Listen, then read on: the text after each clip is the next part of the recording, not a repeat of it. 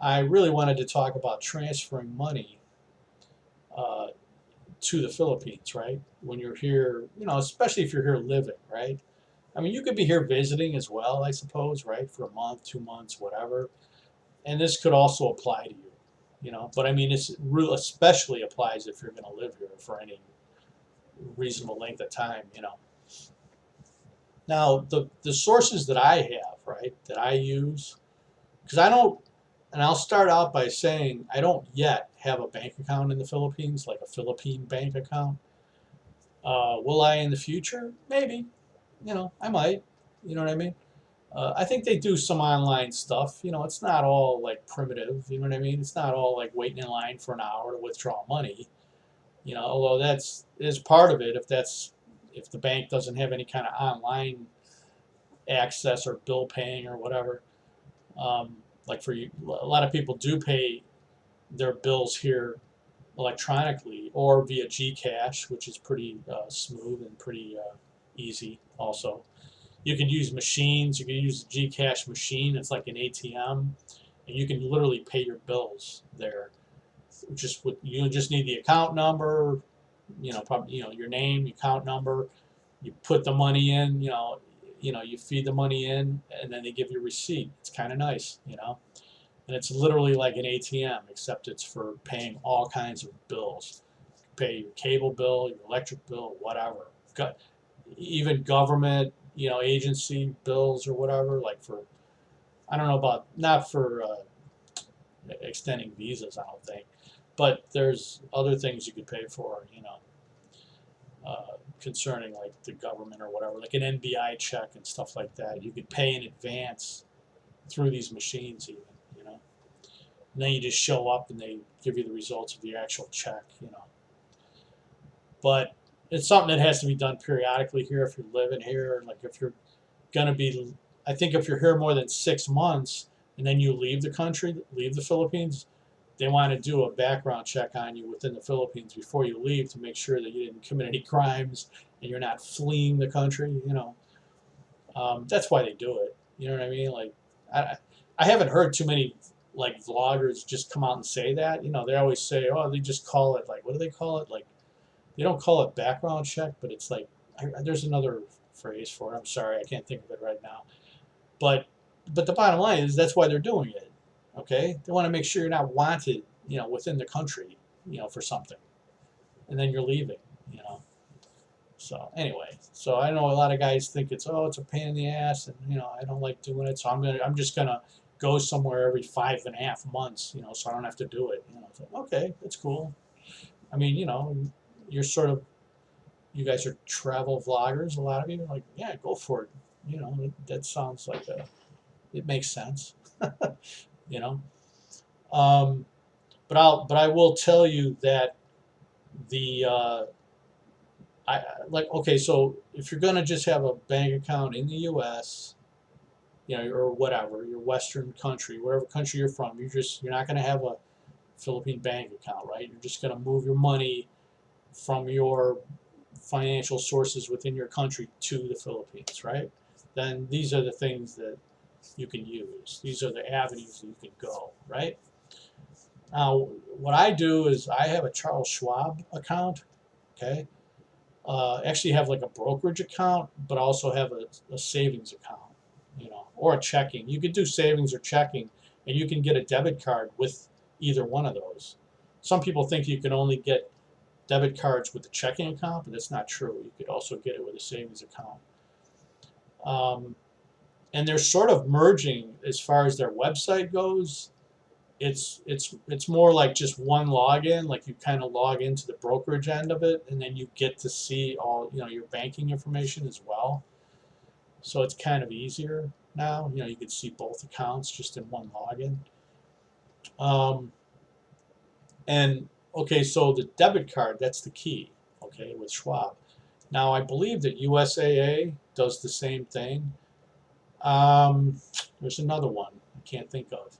Oh, Fidelity, I think also, right? If you have a Fidelity account in the U.S. and you have an account like a bank account with them, not just an investment account, I believe do the same thing, get a debit card, and if you access an ATM in the Philippines, whatever kind of bank in the Philippines, China Bank, BDI, whatever, it doesn't matter.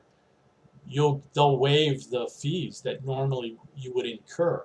Okay, and those fees would be 250 pesos per transaction normally, which is just under $5, right? I think it's about 450 now with the exchange rate. But anyway, you save those, right? They waive those fees like Charles Schwab does. And I'm pretty sure USAA does, and Fidelity as well. So that's pretty cool. You save a lot of money, and they give you and you get the exchange rate. You know what I mean? Like whatever the exchange rate is, that's what you're getting. Okay. And that's not always the case when you use the next companies that I'm going to talk about, which is like Western Union or MoneyGram. Now, I've got accounts with both. I haven't used MoneyGram yet. I've used Western Union a lot. Western Union and MoneyGram is basically the same. Okay, there might be incremental differences in their fees or whatever, but they pretty much are the same type of a system where you can send money to either yourself if you're living here, or you could still send it to your girlfriend and then just go with her, whatever. Because now that you're living here, you could just go with her, to the store and get it. There's a lot of places that have Western Union access here, probably more than MoneyGram. I'm guessing, so I just stick with Western Union, like as far as those companies go. But the way they basically work is, okay, there's a $10 transaction fee. Now, I mean, if it's above, like, what is it, $500 or something like that, then it's a minimum. It's like $10 fee. Up to, like, I don't really think it gets more than that. Like, I mean, I've never sent like a humongous amount. I've always sent sort of in that 500 to 1,000 range usually. So it's like $10 transaction fee. Okay. Now the other way they make money, and I think MoneyGram's the same because I did investigate them before I signed up an account with them, and I found that they were pretty similar to Western Union. But the other way that they make money is they don't give you the exact exchange rate. Okay, they're going to give you at least 1 peso per dollar less than what the actual exchange rate is. Okay. So if you send $500, guess what? They're making 500 pesos, which is about $9 now or something like that, right? 9.50, something like that. Plus the $10 transfer fee. So, you're going to pay 20 bucks, you know what I mean? Every time you transfer money, 500, and it's going to be a little bit more, right? If you send $1,000, that's 1,000 pesos that they're making. Okay? That's almost $20. So you're gonna pay, $20, $30 or whatever, depending on how much money you're sending with those companies. That's pretty much MoneyGram and Western Union. Now there's some companies that I did some research on that, like Remitly, who I've heard other vloggers talk about. They seem to be pretty good. I mean, I would use them, and I probably will use them in the future. If I have to, it doesn't hurt to have more, accounts than you need. In other words, backup sources of getting your money. Don't just rely on one thing, because if one thing goes bad, man, you're screwed. And then you're like, oh, what do I do? So always have like backups. And from what I saw, Remitly, they do like bank to bank transfers or bank to debit card transfers and stuff like that. And so does Western Union, by the way. I think they will also, you can send it to somebody, a Filipino's bank account, like your girlfriend, if she has a bank account here in the Philippines, you could send it directly, I don't know about debit cards. I think so also, right? But Remitly, definitely, like they'll do whatever to a debit card, to another bank account. They'll also do like regular standard cash pickup, like Western Union and MoneyGram, where they can go to a number of facilities to pick up the money, just like they would in Western Union. And there's like 3 or 4 of them. different, sort of financial institutions here that where you can do that with Remitly. Um, and then there's TransferWise, which now is called Wise, just Wise. From what I saw on their website, they just provided, like, it looked like they didn't have cash pickup. Do some research on it. Don't take my 100% word for it, but I did a little research on it online, and it looked like to me like maybe they didn't have cash pickup, like they only had bank to bank or bank to debit card or something like that, right? So, you know, now there's also Zoom, which is spelled XOOM, not ZOOM. And I don't know a lot about them. I've not used them. It's just another one to check out. While you're doing, always do your research. Okay, you can find out a lot online, man. It ain't like when we were growing up, where you had all the shit was in encyclopedias or whatever. Before the internet. You know what I mean? It was just talking to people who knew, or you go to a bank or something to talk to a banker to find out about anything financial or whatever. Nowadays, you can find out anything online. You know, it's amazing. And just Google it. Like, don't look at to get your news from like Facebook or whatever. Or some link that some guy put on his page. That, you know what I mean? Unless it's the Facebook page of an actual news agency or something like that. An actual legitimate, Reuters or news agency or something, then fine. But if it's just, you know Joe Shit the Ragman, that has a Facebook page and puts these little weird links on that you don't know where they came from, don't get your news that way. Just Google it. You can use your critical thinking skills, to break down the information that you're seeing online. You know what I mean? You gotta use your head nowadays, to get to the truth. Don't just believe everything that sounds good or something that maybe you already might believe, and then here you're looking to find someone else that says the same thing, and then you call it news. Oh yeah, see, I saw this on the news, and it's just what I thought. And blah blah blah. No, it's probably not. It's probably not news. It's probably not factual. So just be careful when you do your research, okay? Don't click any weird links either. Like if you get these texts that are spam and all that, set up your phone, your smartphone to edit out the spam, and stuff like that. Don't be clicking links. Don't be clicking links in your email that sometimes you would be amazed at how much they look like a banking email or something, right? Or PayPal. They do it a lot with PayPal. They try to emulate the PayPal, like an email from PayPal. But at the top of the email, instead of saying your name, like it would always say if it was from PayPal, it'll just say to customer or something like that, some generic title. It won't be your name. And then you look at who the email came from. Always look at where the email came from, and often you can see the discrepancy that didn't really come from PayPal, for example. And I'm telling you, they're pretty good at it. If you just look at the email, it looks just like a banking email or whatever, man.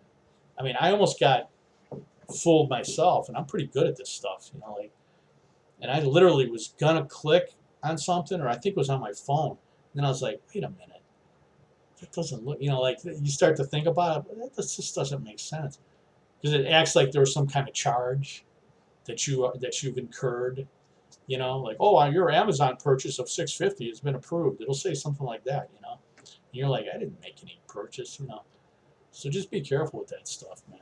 Be very careful. Don't click any links, that are from unfamiliar places until don't even click a link. Even if you think that it is PayPal or it came from PayPal, log in separately later.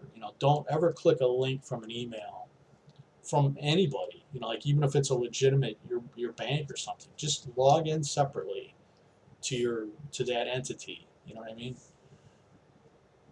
All right. Now, where was I? Back on the transferring money. Um, yeah, like I'm right now, Western Union, MoneyGram, Schwab. Okay. And I think it helps. I don't know if you need to be in the U.S. to open up a Schwab account. I mean, if you are in the U.S. and you know you're going to be coming here, like within whatever, 6 months or whatever, 3 months, 6 months, a year, do it, man. Do it while you're in the U.S. because it's just easier, and you don't have to worry about like whatever using a VPN and all that, like because you're still there, and yeah, just do it. I recommend it. I highly recommend it. They have excellent customer service, Schwab. I mean, I've called them a couple times, and it's like, just nothing but very helpful people, and I got my issue resolved and everything, or my question was answered. Um, so anyway, and out of all those ones that I haven't used, I would go with Remitly. I mean, just right now with the information that I have, right? And I've checked a few of them. I checked Wise and I checked Remitly. I didn't really check Zoom, and there might be a few other ones. I would definitely go with Remitly, but again, do your research. Now, there's another obvious way to transfer money. Well, it's not that obvious, maybe, but if you do have a bank account in the Philippines, if you do decide to open up a Philippine bank account, you could probably transfer money from your bank, like do a wire transfer of money. I don't know what the fees are. You would have to check with your bank to find out what the fees are for that. But they're not going to be low. They're going to be like $25, $50, okay, in that ballpark. I can almost, assure you. But check with your bank. Don't go by me what I say, but on that one. But just check with your bank. But I'm telling you, that's it's kind of an expensive option. If you're going to do that, I would probably send a large amount of money. You know what I mean? If it's a flat rate like $50 fee, whether you send $1,000 or whether you send $5,000, and it's still the same fee. Obviously, send the 5,000 or whatever. I mean, I would, right? And then what's the other one? I'm gonna wrap this up here shortly. The the transferring, the bank to bank transfer. I think that's it, right? I mean, I wouldn't recommend that. You know what I mean? Because I don't know. Eventually, you can. You know what I mean? If you're here for a long enough time and you feel confident with getting a Philippine bank account and stuff, you might want to do that, right? If you can, if it's a flat fee, like I said, and you can send a bunch of money for only $50, then do it. You know. But for now, I would kind of stick with, I would start out with like Schwab or USAA or Fidelity, right? And then maybe have a Western Union or MoneyGram as a backup. And then Remitly seems better than even Western Union and MoneyGram. The fees were low, and probably the exchange rate is probably the same. I think they're always going to make a little money off the exchange rate, no matter what company you use. You know what I mean? They're going to make a peso per dollar. Sometimes more. Sometimes they make up to 2 pesos per dollar. But it's always pretty much going to be 1 peso at least. So, but all right, guys, that's about it. My next video is going to be like just on ways to save money, just in general. Like utilities, food, other things, entertainment, stuff like that. Okay? All right, guys, that's it. I'll talk to you guys later. Have a good day.